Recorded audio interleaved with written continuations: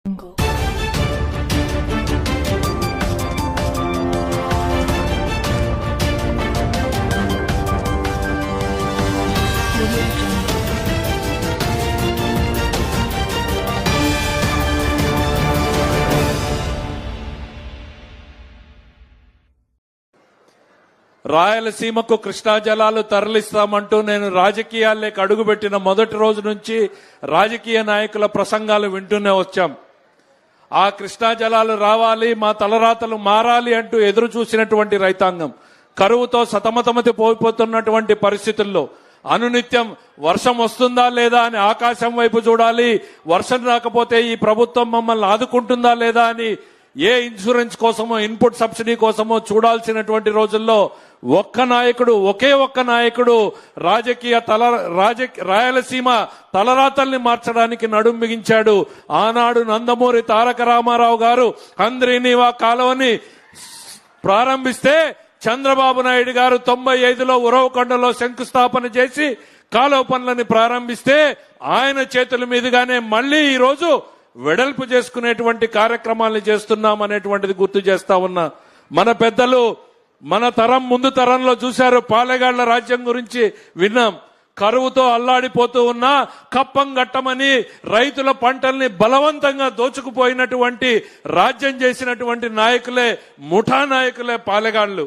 ఈ రోజుకి మనం అంటారు నువ్వేమైనా పాలెగాడా అని.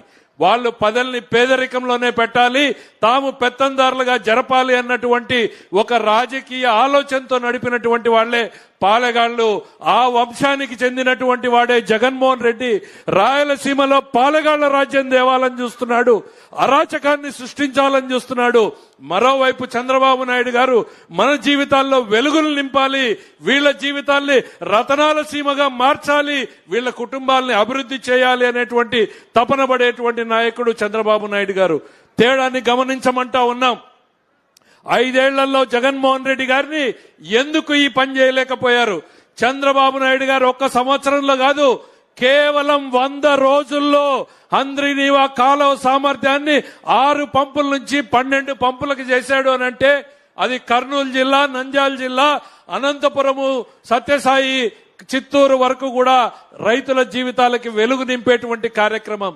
మరి 2019లో ఉరవకొండకు వచ్చి జగన్మోహన్ రెడ్డి గారు ఏం చెప్పారు? ఎన్నికల ముందు 3 నెలల్లో హంద్రీనీవా పనులు పూర్తి చేస్తా అన్నాడు. 5 సంవత్సరాలలో గంప మన్ను తీలేనటువంటి వ్యక్తి చంద్రబాబు నాయుడు గారు వచ్చిన తర్వాత ఆర్థిక కష్టాలున్నాయి సార్, ఈ సంవత్సరం వద్దు, నెక్స్ట్ ఇయర్ చేద్దామని అధికారులు అందరూ కూడా చెప్పినా ప్రసక్తే లేదు. రాయలసీమ జీవితాలు, ప్రజల నమ్మకాన్ని మనం వాళ్ళకొక కల్పించాం. కృష్ణా జలాల్ని తరలిస్తామని మీరు పనులు ప్రారంభించండి, డబ్బులు ఎట్లా దేవాలో నేను చూసుకుంటానని చెప్పినటువంటి మహానుభావుడు చంద్రబాబు నాయుడు. ప్రజల్ని కంపేర్ చేసుకోమంటున్నా, ఏ ఒక్కటైనా సరే రాయలసీమ గడ్డ మీద నుంచే నేను ఇవాళ జగన్మోహన్ రెడ్డిని అడుగుతున్నా, ఈ రాయలసీమకు నువ్వేం చేశావు? కడప ఫ్యాక్టరీ తెచ్చావా? హంద్రీనీవాని వెడల్పు చేసావా? మేం చెప్పగలుగుతున్నాం. కియా ఫ్యాక్టరీని తీసుకొచ్చాం, ఇవాళ హార్టికల్చర్ హబ్ గా చేస్తున్నాం, డ్రిప్ ఇస్తున్నాం, స్ప్రింక్లర్ ఇస్తున్నాం. రాయలసీమలో ప్రతి ప్రాజెక్టుని కూడా పెట్టుబడులు పెట్టి ఖర్చు పెట్టి ప్రారంభించే రకంగా ఇవాళ చంద్రబాబు నాయుడు గారి పాలన జరుగుతా ఉంది. జగన్మోహన్ రెడ్డి గారిని ఇదే హంద్రీనీవా వేదిక మీద నుంచి అడుగుతున్నా, మీరు గాని మీ రాయలసీమలో ఉన్న నాయకులు గాని హంద్రీనీవా మీద, కాలువ గట్టు మీద చర్చకు సిద్ధమా అని నేను అడుగుతా ఉన్నా. ఏం మొహం పెట్టుకుని మళ్ళీ మాట్లాడతారు? ఇక్కడితో అయిపోలేదని చంద్రబాబు నాయుడు గారు నిన్న 2 రోజులు ఢిల్లీ, ఇవాళ కర్నూలు, నంద్యాల, రేపు తిరుపతి. ఎందుకు ఈ తపన, ఈ ఆరాటం? ప్రజల జీవితాల్లో ఏదో మార్పు చేయాలి, ఏదో వాళ్ళని అభివృద్ధి వైపు తీసుకెళ్లాలి అని. మరి అట్లాంటి నాయకుడిని జగన్మోహన్ రెడ్డి గారు నిన్నేం మాట్లాడాడో మీరందరూ పేపర్లు చూసుంటారు. ఎగిరిపోతాడు చంద్రబాబు నాయుడు అన్నాడు. నీచమైనటువంటి భాష. జగన్మోహన్ రెడ్డి విను, ఎగిరిపోయేది చంద్రబాబు నాయుడు కాదు, ఎదిగిపోయేవాడు చంద్రబాబు నాయుడు అనేటువంటిది ఈ సందర్భంగా గుర్తు చేస్తున్నా. గల్లీ నుంచి ఢిల్లీ వరకు ఇవాళ ఎదిగింది చంద్రబాబు నాయుడు అని చెప్తున్నా. రోజు రోజుకి, గంట గంటకి ఇక దిగజారడానికి అంతే లేదన్నట్టుగా దిగజారుతున్నది నువ్వు అనేటువంటిది గుర్తు చేస్తా ఉన్నా. ఒకవైపు రాయలసీమ ద్రోహిగా మిగిలిపోతున్నావు, మరోవైపు ఈ రాష్ట్ర ప్రజానీకానికి నువ్వు ఒక పాలెగాడిగా తయారైతున్నావు. అరాచకం, అశాంతి రప్ప రప్ప నరుకుతానంటే అది పాలెగాళ్ల సంస్కృతి అనేటువంటిది నేను చెప్తా ఉన్నా. మరోవైపు నీళ్లు ఎట్లా ఇవ్వాలనేటువంటి ఆలోచించే నాయకుడు జగన్మోహన్ రెడ్డి గారికి గుర్తు చేస్తా ఉన్నా. ఇట్లానే 2009లో ఓ పెద్ద మనిషి మాట్లాడాడు, నిన్ను ఫినిష్ చేస్తానన్నాడు. ఫినిష్ చేస్తానన్నటువంటి పార్టీ ఏమైంది, ఫినిష్ చేస్తానన్న నాయకుడు ఏమయ్యాడు అనేటువంటిది ఈ సందర్భంగా నేను గుర్తు చేయదలుచుకున్నా. నాయకులు అటువైపు మారారు, ఇటువైపు మారలేదు. 78లో అంజయ్య గారు ముఖ్యమంత్రి, జనార్దన్ రెడ్డి గారు ముఖ్యమంత్రి, కోట్ల సూర్యప్రకాష్ రెడ్డి గారు ముఖ్యమంత్రి, నేదురుమల్లి జనార్దన్ రెడ్డి గారు, రాజశేఖర్ రెడ్డి గారు, రోషయ్య గారు, కిరణ్ కుమార్ రెడ్డి గారు, ఆ జగన్మోహన్ రెడ్డి గారు. ప్లేయర్లు అటువైపు మారారు, ఇక్కడ ప్లేయర్ ఒక్కడే.